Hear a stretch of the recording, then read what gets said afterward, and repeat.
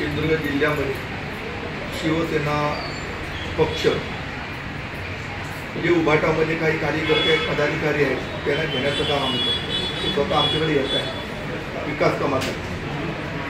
जिल्हा परिषद, पंचायत समिती, नगरपालिका जर आपण म्हटलं तर आम्ही सर्वच मंडळी माझ्यासहित आम्ही सन्माननीय महाराष्ट्राचे माजी मुख्यमंत्री विद्यमान खासदार सन्माननीय राणे साहेबांचे मुशीतून आम्ही सगळे कार्यकर्ते तयार झालेले आहोत. आज आमची महायुती आहे.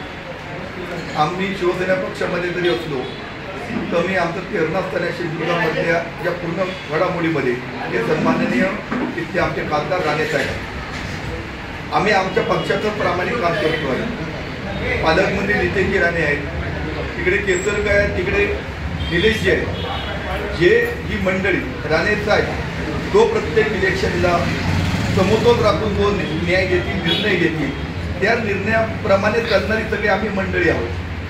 त्यामुळे आमच्यात असं काही नाही की आम्ही 100% असं काही म्हणणार नाही.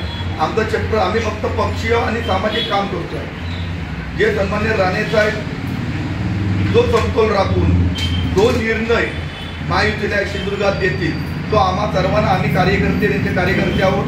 जरी शिवसेनेमध्ये मी या ठिकाणी असलो तर 1990 सालापासून या सिंधुदुर्गामध्ये आम्हाला नावारूपाला शिवसेनेतून राणे साहेबांनी आणलं. शिंदे साहेबांच्या नेतृत्वाने आम्ही काम करतो आहे. आणि शिंदे साहेबांचं, राणे साहेबांचं जे कोण वरिष्ठ आहेत ते सगळ्यांचं अतिशय कौटुंबिक संबंध आहे.